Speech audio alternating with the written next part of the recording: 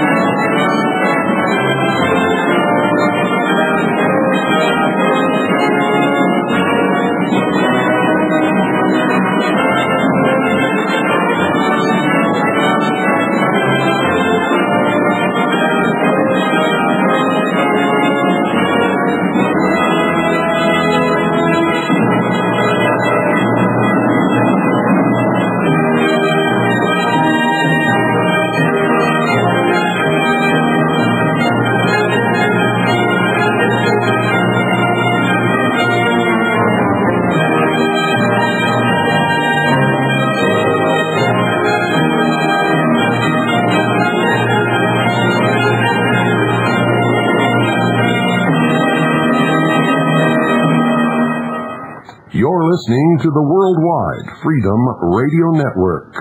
This is my daddy's station. I'm Pooh. Classic radio like you always wished it could be. 101.1 FM, Eager.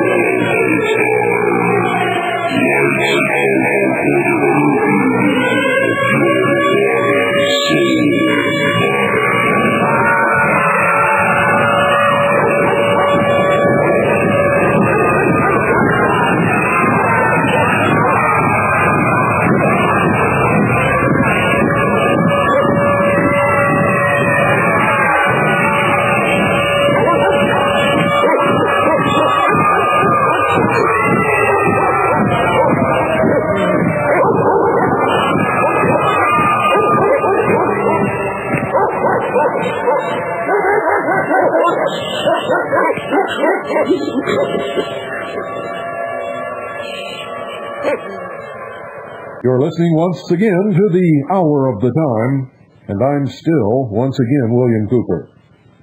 Tonight you're going to, or this afternoon, I hate this split coast-to-coast thing. Used to be I was on at night no matter what time it was.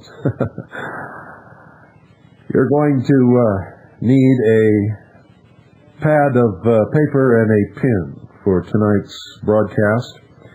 And I'm just going to say tonight, no matter what time it is, wherever you're listening, simply because that's what I'm used to saying. We're going to delve in to the hidden fraternity, the Brotherhood of Light, the Brotherhood of Man, the Society of the Dragon, if you will, the Brotherhood of the Snake. Goes by many different names. The Illuminati, the Great Secret College of Adepts, which are subverting the existing order and bringing about what they call the completion of the great work, the great plan, their utopian world order, which they say will result in the brotherhood of man, where all violence and wars and misery and pain will be eliminated from the earth. However, I fail to see how they can bring that about when everything that they are doing to accomplishment is being done through deception and through lies. You see, if they were really doing the great good work that they claim, why must it be built upon lies, deception, manipulation? Why can't it stand up in the light of truth? You see, when they talk about light, they really mean darkness. Because when you shine the light on these cockroaches, they scurry under the refrigerator, back behind the pipes in the sink, because they don't want you to know their true nature. So, you're going to get a taste of their true nature today as we continue in our never-ending series of exposés on the sludge that lurks at the bottom of the pond that is slowly creeping out and taking over everything. They don't want you to know who they are or what they believe, and they can't stand it when we expose them. Now, I must preface this broadcast with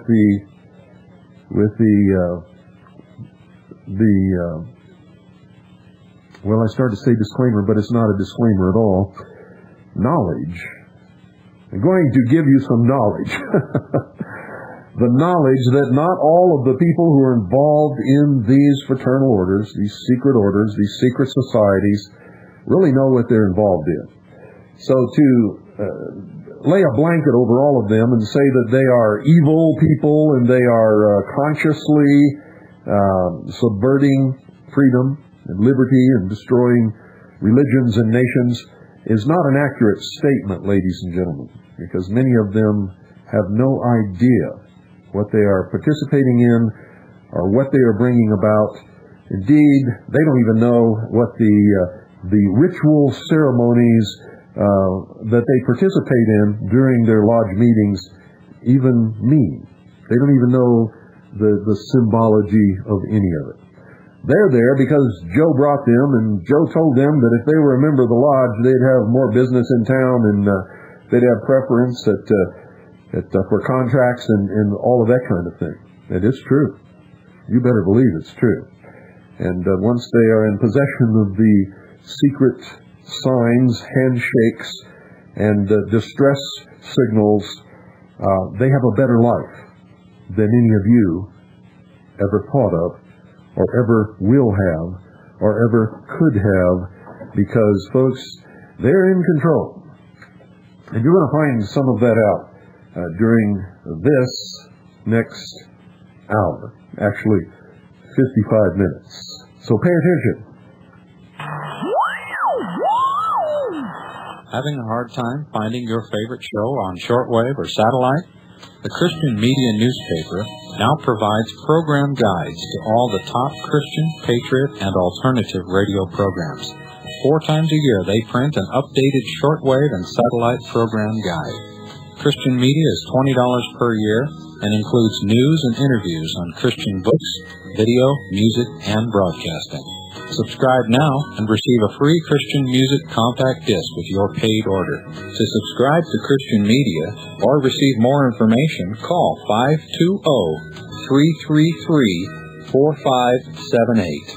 Once again, to subscribe to Christian Media or receive more information, call 520-333-4578. That's 520-333-4578. Call now.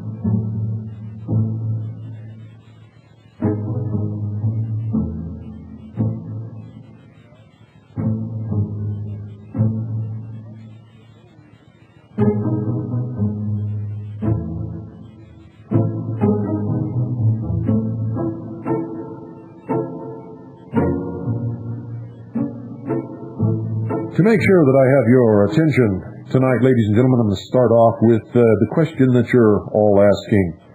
Is Freemasonry a religion? Are the secret fraternal orders, and when I talk about Freemasonry, I'm talking about all of them. For at the highest levels, they are engaged in the same great work. Remember, Adam Weishaupt said that, quote, "We exist under many different names and different occupations, but at the highest levels, we are the same, working toward the same goal." End quote. The Royal Ark candidate is led to believe that the lost word, which the York Rite claims is Yabulon, is the lost name of God, which used to be pronounced with great solemnity by the high priest of the temple and the Holy of Holies in the first temple of Solomon built in Jerusalem many thousands of years ago. Now this is reflected in the fact that the senior office in a Royal Ark chapter is called High Priest, and even wears a mock-up of the Jewish high priest regalia when ritual work is done. According to the Freemasons, it is the ineffable name of God, at least the Masonic God, and is quite an awesome secret indeed. However, in our search for the God of Masonry, it is also a major clue, ladies and gentlemen. The analysis of the name as presented to the candidate reveals some disturbing associations for anyone concerned with biblical truth, or who may belong to any one of the many religions, not necessarily Christian, which forbid such things, and proper reverence for the real name of God. Yah, J-A-H, the first syllable, represents the name Yahweh, or Jehovah, the name of the God of Abraham, Isaac, and Jacob of the Bible. This name is so highly revered that it appears only a few times in the Authorized Version, 1611, as in Psalms 68, verse 4, and in the use of the word hallelujah, which means praise Yah. So far, so good. But you see, it doesn't stop there. The name is Yabulon. Buell, the second syllable, represents the name Baal, or Bel. This is the name of the god of Jezebel and Ahab, perhaps the most wicked couple ever to sit on the throne of Israel. 1 Kings chapter 16, verses 29 through 33, and is commonly accepted as the name known as the Lord, also Satan. On, spelled O-N, the third syllable, represents the name of the Egyptian sun god. It is the name of his sacred city, Heliopolis, city of the sun in Greek. Heliopolis is in Egypt. Genesis chapter 41, verses 45 and 50, it is the god of Pharaoh.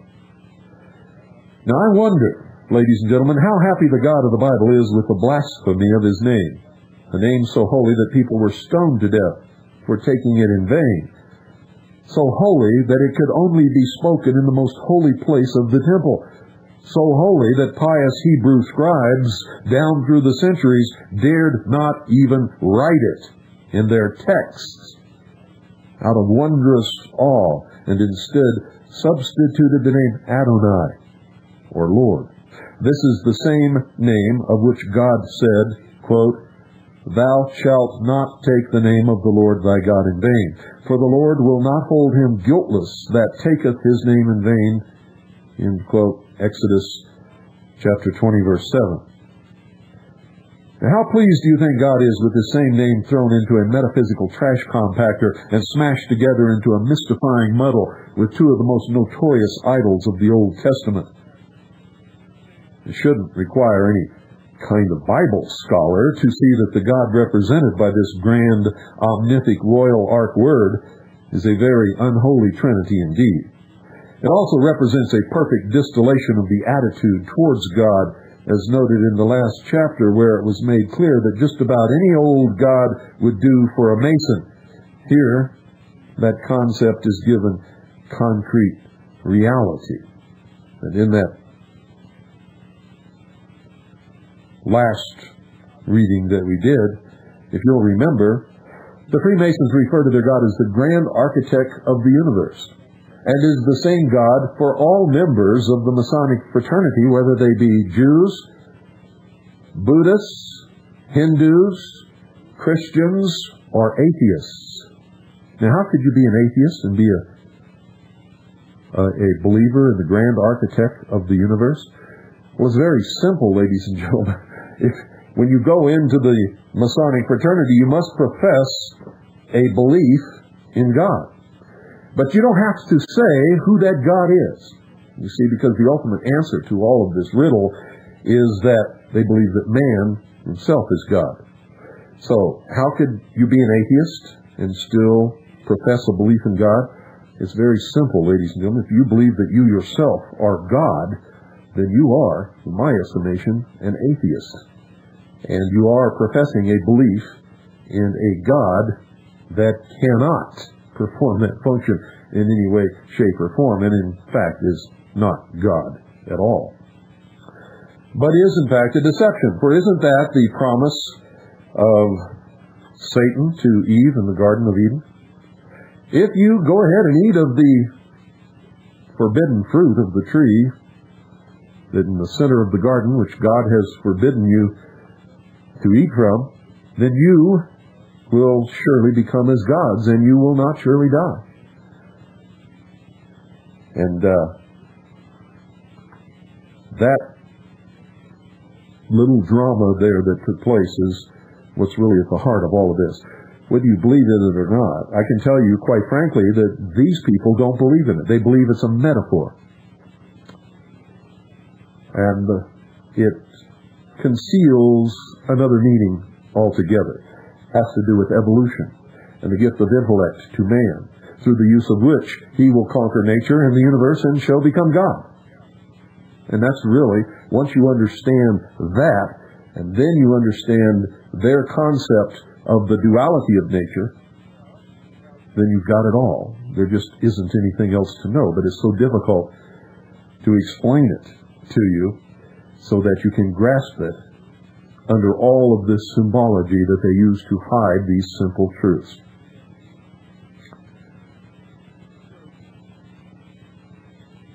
Remember, ladies and gentlemen, that the ritual identifies this Yabulon with the word of John chapter 1. John book 1. Even the most cursory reading of John 1, especially verse 14, reveals that the being discussed as Jesus Christ, not this three-headed theological monstrosity, if anything, it is more blasphemous than ever to identify Jesus, whom Freemasonry refuses to worship, with a deity that is two-thirds satanic. Obviously, this Yabulon fellow is not the God of the Bible.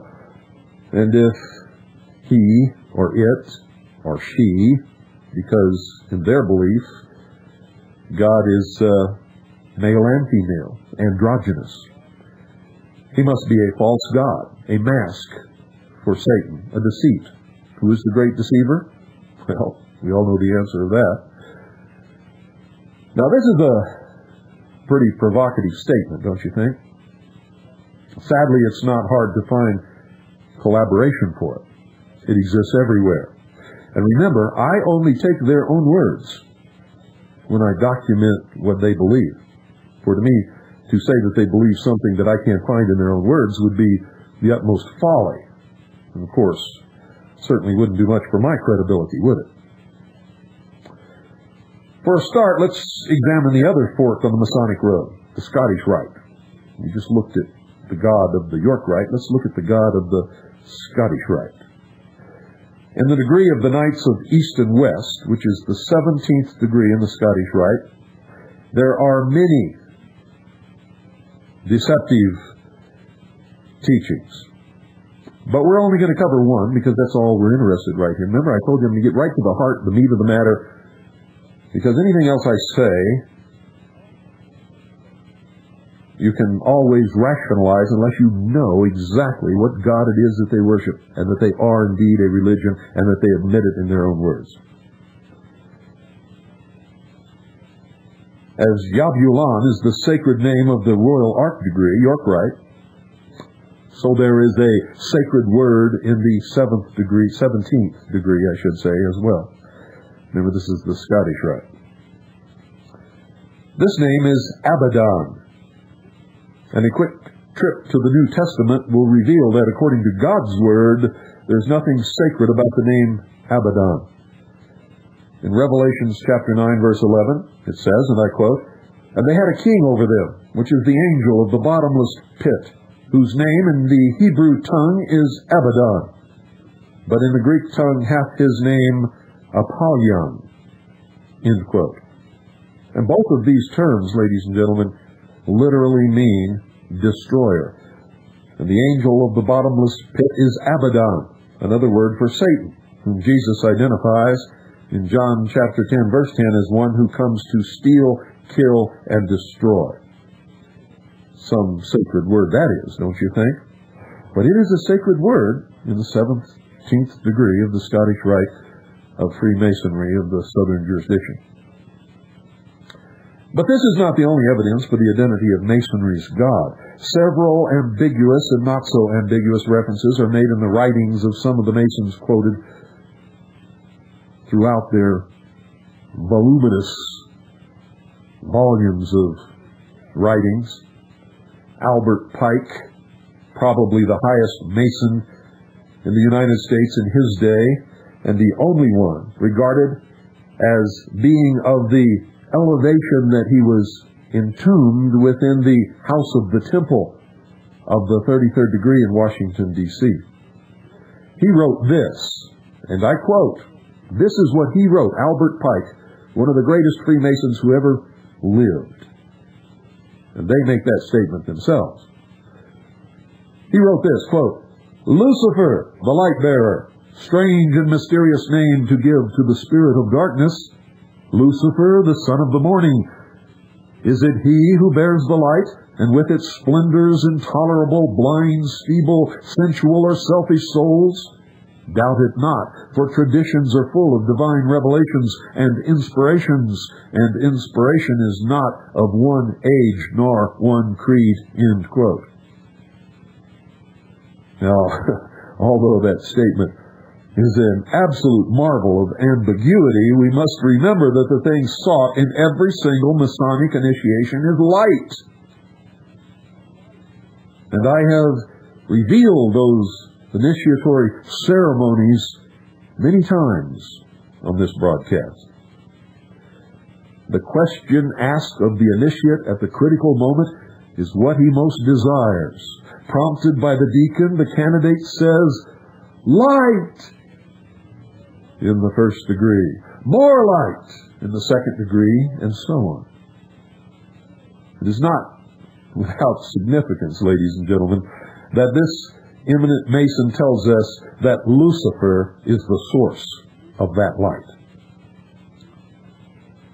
Elsewhere, writing of Satan, Albert Pike teaches that he, meaning Satan, is, and I quote, "not a person, but a force created for good, but which may serve for evil. It is the instrument of liberty or free will.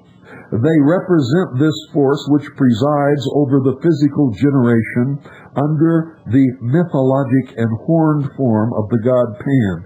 Thence came the he-goat of the Sabbat, which is a witches' festival, brother of the ancient serpent, and the light-bearer or phosphor, of which the poets have made the false Lucifer of the legend." End quote. What do you think about that? See, Pike is also quoted as giving this instruction to a council of very high-level Freemasons.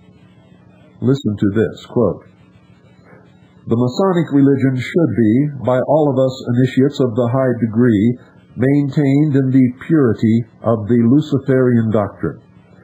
If Lucifer were not God, would Adonai, whose deeds prove his cruelty, perfidy, and hatred of man, barbarism and repulsion for science, would Adonai and his priests calumniate him?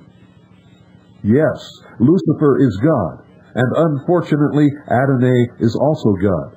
For the eternal law is that there is no light without shade, no beauty without ugliness, no white without black.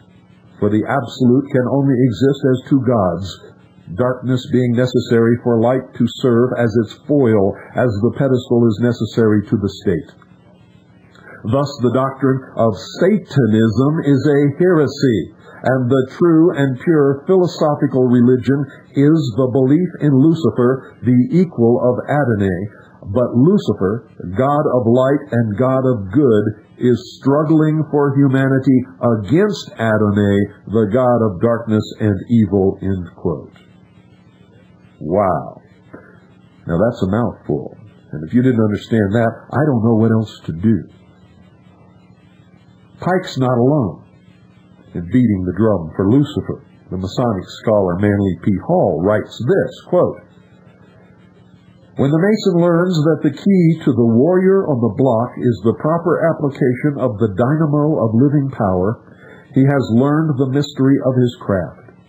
The seething energies of Lucifer are in his hands, and before he may step onward and upward, he must prove his ability to properly apply this energy," end quote. Freemasons are on a quest for light, but it seems they have done everything they can to detour around Jesus, who said, quote, "I am the light of the world," end quote. These quotations may stun the person who thinks of Masons as a nice order of men who help crippled children. They do have hospitals, yes, and burn units, yes. And that is the mask behind which they hide. And that is the foil which they hold up to the community whenever they are threatened with exposure. You see, it's been amply demonstrated from authoritative sources, the ritual monitors of Freemasonry, their own writings, that Freemasonry does not worship the God of the Bible, all of their protestations notwithstanding. And frankly, according to their own writings, their own words, their own ceremonies, their own rituals, that only leaves one other being they can worship, whether they call him the great architect of the universe, or Yabulan, or Lucifer. It is still Satan residing behind the masks of these other names, and they harbor a deep and abiding and terrible hatred of all Christians and of Christianity.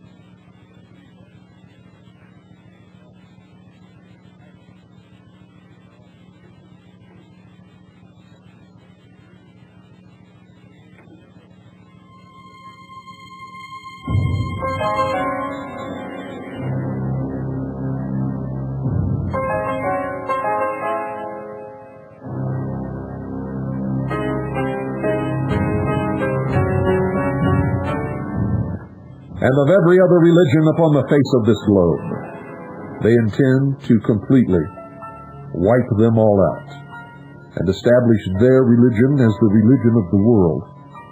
What world? The New World, the New World Order.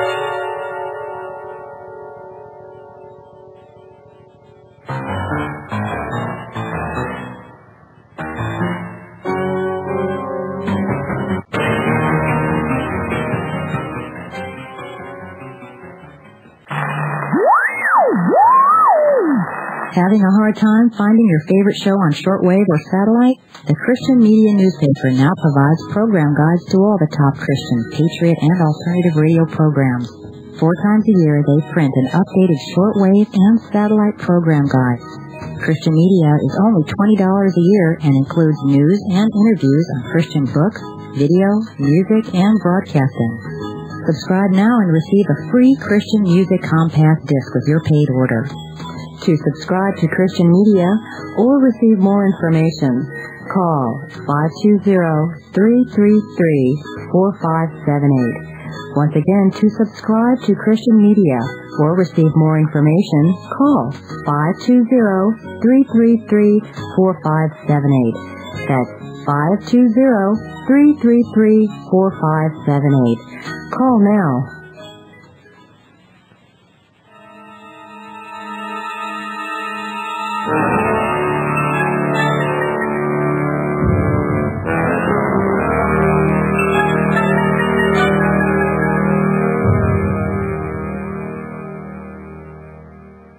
Now, let me give you, should you not already know this, the steps up the ladder of the pyramid of the secret orders. There are exactly 13. And to prove that to you, ladies and gentlemen, I want you to take out of your wallet a dollar bill and look at the reverse seal of the United States of America. On it you will see a pyramid, truncated, missing the capstone, with an illuminated eye floating just above the flat portion of the top. Below that eye you will see exactly 13 courses on the pyramid. These are the steps from the bottom to the top in the initiatory orders of the Illuminati. At the very bottom course is the Blue Lodge of Freemasonry. That is the first 3 degrees, the third degree being Master Mason. So when an entered apprentice or a craft mason or a Master Mason tell you that this is all baloney and they never heard of any of it, number one, it's because they don't understand the symbology of their own rituals and degrees. Number two, they have not investigated the ceremonies, rituals, degrees, and writings to see if any of it is truly deceptive. They have just accepted it. And number three, ladies and gentlemen, they're at the very, very bottom of the hierarchy of the Illuminati. And these people, I must tell you, in all honesty, except for a few who are very intelligent and who do read and study, know nothing. They are the dupes, the foils, the fools, the consensus, the worker bees of the hive, if you will. From the Blue Lodge, they may advance either into the Scottish Rite or into the York Rite of Masonry. From there, when they reach the top of either one of those two, they may go into the shrine. Now, just to more cement the nature of these secret orders, the shrine wears a fez. You know, it's that silly little round red cap with a little tassel hanging off the end. The fez, ladies and gentlemen, is a Muslim apparel.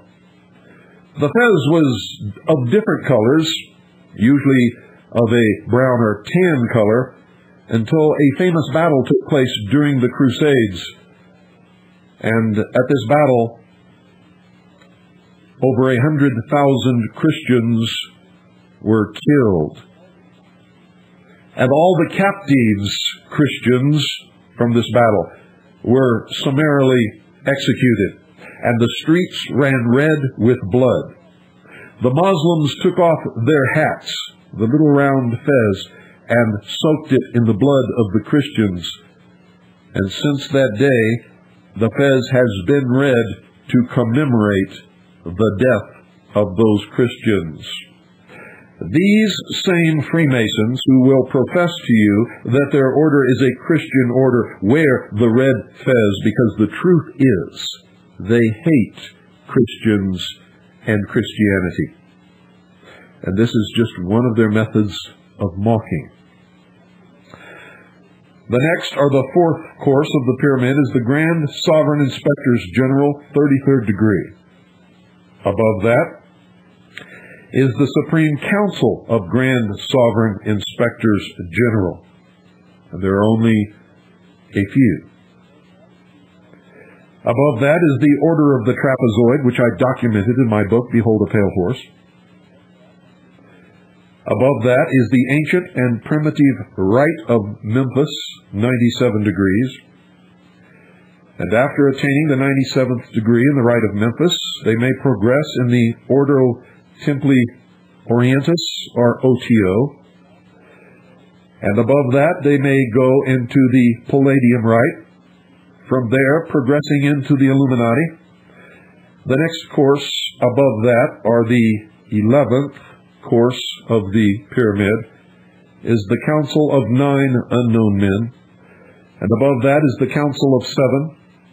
And then above that, the 13th course is Ein Sof Ar, or the Grand Architect of the Universe, from whom they all take their orders. And we've already revealed to you, in their own words, exactly who that is. So you can see, folks, this is just another one of those pyramid schemes in which you may get involved. And they keep promising you this ultimate secret. There isn't any. The ultimate secret is how to control so many people with the promise of an ultimate secret. In the meantime, indoctrinating and brainwashing and teaching through ceremony and symbolism the worship of Lucifer, Satan. And what are their plans? If they're engaged in all of this, and this order is centuries, actually thousands of years old, and I have documented it back to the beginnings of the recorded history of the human race. It did not begin in 1717, as they say, or at any modern century. It is as old as man himself. In fact, this secret religion really developed in the ancient mists of time when man was just learning to build cities and to hunt and to plant crops for agriculture. And the first high priest of this religion was Nimrod. The high priestess was his wife Semiramis. And anyway, that's a tale for another episode of the Hour of the Time. Let us proceed here. Let's find out what these people are all about.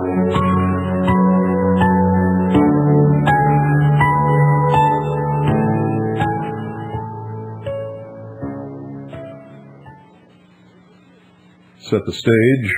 Wasn't intended, but the stage is now set.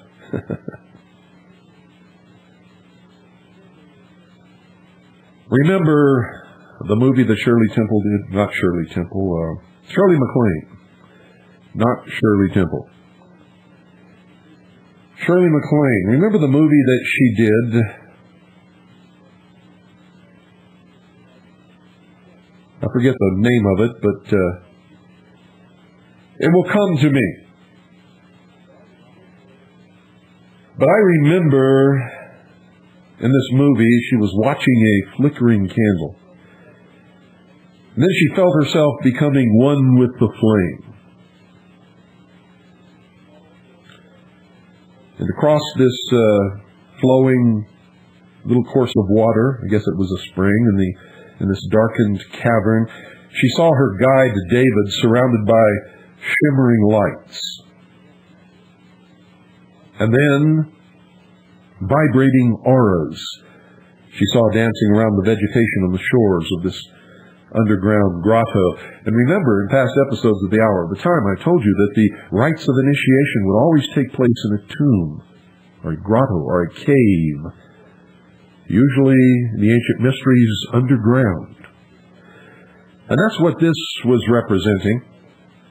Then all at once she felt herself leaving her body, Shirley MacLaine, and she floated through the top of the cave and swept up through the clouds and on beyond the earth itself to the moon. Remember that? Trailing behind her, she saw a thin silver cord, but on past the moon she went. And on the other side, far out in the darkness of space, she saw a nebula. And she wondered if her silver cord would reach that far. And with that one limiting thought, she felt herself begin traveling back down to earth and on back into her body. The lesson being, of course, the initiation that you limit yourself. You see, she was on the way to becoming God until she had that one thought. I wonder if that silver cord will reach this far. And zap, like an elastic band, the silver cord yanked her back down into reality in this cave. Now, if you viewed Shirley MacLaine's graphic portrayal of her first occult out-of-body experience like I did, that you were probably a little bit sickened. Millions of people were watching that January night in 1987 as ABC broadcast, that's right, ABC, the same ones who put out most of the disinformation all the time. They broadcast the second of a two-part miniseries based on the book written by Shirley MacLaine, and I can't remember the name of that book, but I will before this broadcast is over. You see, who knows, out of all of those millions watching that movie, how many tens of thousands were being sucked into the New Age religion, this New World religion, by this slick recruiting effort orchestrated by the public relations firm of Lucifer and Associates. That's right. A few minutes earlier, they had seen her guru, David, a guy named David, driving his truck down this dark mountain road near this great mountain in Peru. Machu Picchu, I think is the name of it, up in the Andes. And as they roared down this road, narrow, winding, very winding road in the dark, David's eyes were closed, and his hands were not on the wheel. And Shirley MacLaine, of course, was going absolutely berserk.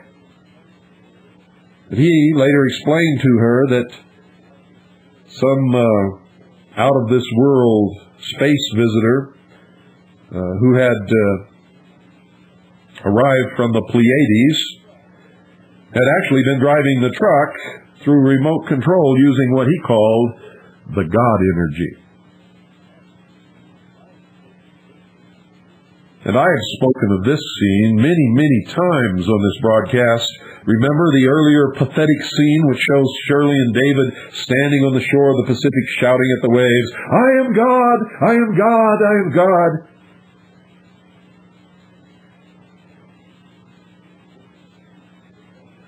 And then David tells Shirley that several months before, this space lady had commissioned him to recruit Shirley as a spokesperson for the truths that she was learning about the New Age and the occult. You see, as a world-famous movie star, Shirley MacLaine's influence would surely be of immense value to the plan of the, quote, masters of wisdom, end quote. Now, what this plan is really designed to accomplish was certainly not revealed in that movie, ladies and gentlemen, nor was it revealed in Shirley's book. Out on a Limb, that's what it was. The name of the movie, folks, is Out on a Limb. Get it, watch it. But watch it with your intellect.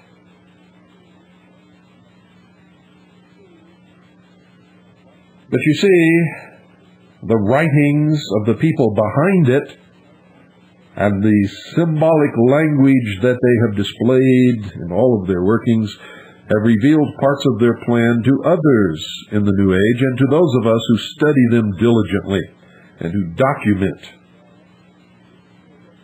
who they are, what they believe, and what they are trying to do. And no one on the face of this earth has done more research into these people and has documented more about who they are, what they believe, and what they are trying to do than me, William Cooper. I can assure you that. It's one of the reasons the White House President Clinton calls me the most dangerous radio host in America, because I'm on to them. And if I'm on to them and I can document it, I can teach it to you. And if you can take that same documentation and show it to others, we can have a great awakening, maybe save freedom for the world. Not just America, for if we lose it here, the whole world loses it forever. If we can keep it here, the rest of the world has a chance to someday have what we have. Their plan is to establish a new world government and a New Age world religion upon the destruction and the ashes of all existing religions and nation-states, and to shackle the profane mob so that their secret orders can never again be threatened and they can control the world. It will be, as I will demonstrate and have demonstrated to you in many hours of this broadcast, the kingdom of the Antichrist. And Freemasonry, or the Illuminati I should say, because it's not just Freemasonry, it's all of these fraternal orders. At the highest levels, they are the same. The Illuminati will be at its core. This includes the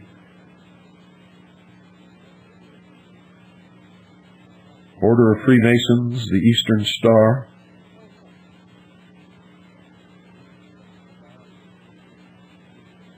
the ancient military Order of the Knights of Malta,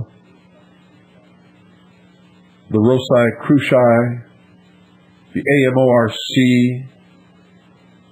the Knights of Pythias, the Knights Templar, all of them, without exception, are involved in this. On page 861 of Morals and Dogma of the Ancient and Accepted Scottish Rite of Freemasonry by General Albert Pike, prepared for the Supreme Council of the 33rd Degree for the Southern Jurisdiction of the United States and published by its authority, in 1871, Albert Pike, Masonry's most distinguished authority, concludes his lengthy and authoritative work with these words, quote, "The royal secret, of which you are a prince if you are a true adept, is that which the Sohar, a book of the Kabbalah, terms the mystery of the balance. It is the secret of the universal equilibrium. Such, my brother, is the true word of a master mason, such the true royal secret which makes possible and shall at length make real the holy empire of true Masonic brotherhood." End quote. This statement, ladies and gentlemen, discloses the ultimate goal of Masonry, to establish what Pike calls a holy empire. This empire is to be a one-world government. It will be holy because it will be ruled by the princes of the New Age world religion. And this New World Order, Pike says, will be the, quote, true Masonic brotherhood, end quote. Think that's a coincidence that he said that? It's not really true? Well, let's examine the writings of some others, great princes of Freemasonry. How about Manly P. Hall, 33rd Degree, was called Masonry's greatest philosopher, according to his obituary, carried in the 33rd Degree Council's publication called the Scottish Rite Journal in November of 1990. You see, I can go back and quote from the 1800s, or the 1700s, or the 1600s. I can also quote 7 years ago. I can also quote last year, if you really want me to. Called Masonry's greatest philosopher.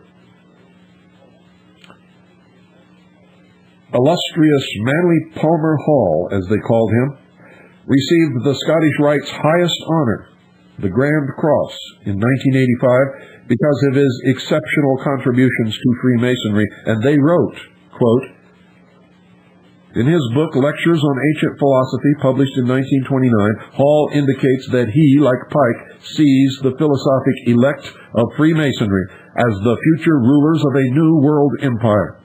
He states that Masonry has yet a great work to do, that of bringing in the New Age, a more glorious day which is at hand. He says a new day is dawning for Freemasonry. Men are now turning away from the insufficiency of theology and the hopelessness of materialism, and in this new era wherein the old order is breaking down, men are finally turning to seek the God of philosophy, end quote. This will ring in the rule of the philosophic elect and result in the reorganization of society, undoubtedly along Masonic lines. He adds, quote, by thus doing his part in the reorganization of society, the workman may earn his wages as all good Masons should. A new light is breaking in the east. A more glorious day is at hand. The rule of the philosophic elect, the dream of the ages, will yet be realized and is not far distant. To her loyal sons, Freemasonry sends this clarion call. Arise ye, the day of labor is at hand, the great work awaits completion. They are the master craftsmen of the universe. End quote. Manly P. Hall, Lectures on Ancient Philosophy, Los Angeles, The Hall Publishing Company, 1929, page 417. That's what he wrote in 1929. Did you notice that these Freemasons don't build buildings? They engineer society. They are socialists, as I have always told you from the beginning.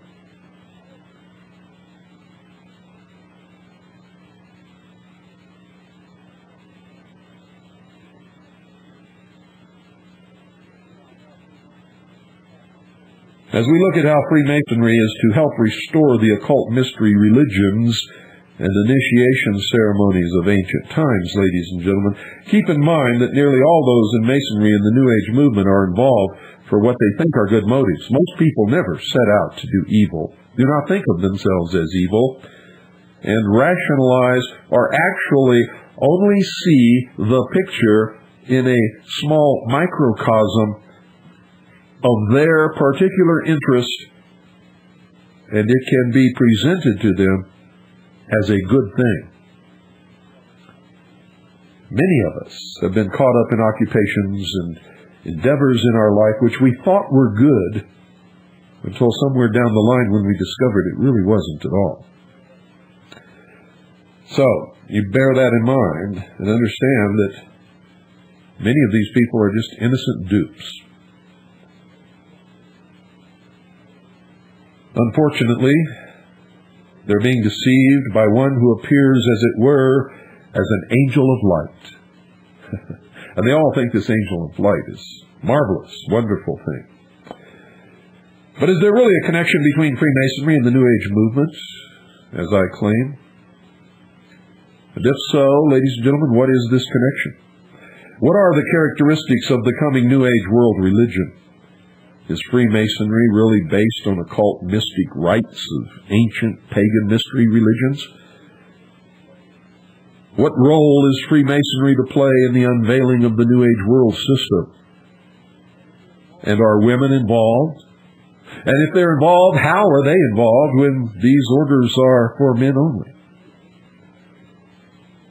Well, to answer these questions, we're going to look at the authorities of both Freemasonry and the New Age movement, and then we're going to look into the Order of the Eastern Star, which is generally accepted as the women's order of adoptive right, which they claim has no connection to Freemasonry.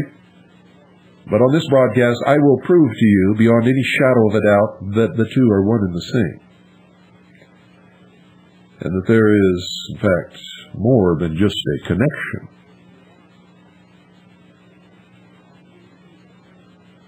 Ancient mysteries, you say? Yes, I do. I do say. They were originally given to humanity by the hierarchy, according to Alice A. Bailey and Helena P. Blavatsky. And folks, we will pick up at that point tomorrow, right here on the hour of the time, and also give you tomorrow some references that you can go out and get and read. And the first one, though, that you can concentrate on, and you can usually find it in old bookstores, is Albert Pike's Morals and Dogma. Get that first. Read it from cover to cover. If you don't understand it all, do not despair, for much of it is written behind an esoteric language of symbology, which without a little study, and sometimes a lot of study, you will not readily understand. Good night, and God bless each and every single one of you.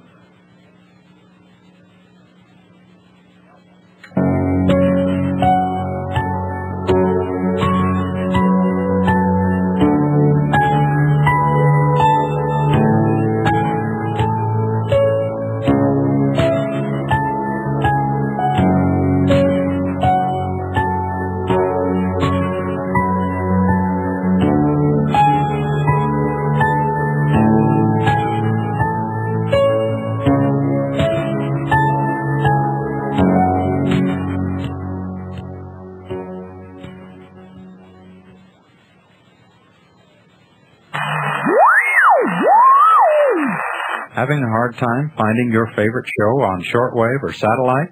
The Christian Media newspaper now provides program guides to all the top Christian, patriot, and alternative radio programs. 4 times a year they print an updated shortwave and satellite program guide. Christian Media is $20 per year and includes news and interviews on Christian books, video, music, and broadcasting. Subscribe now and receive a free Christian music compact disc with your paid order. To subscribe to Christian Media or receive more information, call 520-333-4578. Once again, to subscribe to Christian Media or receive more information, call 520-333-4578. That's 520-333-4578. Call now.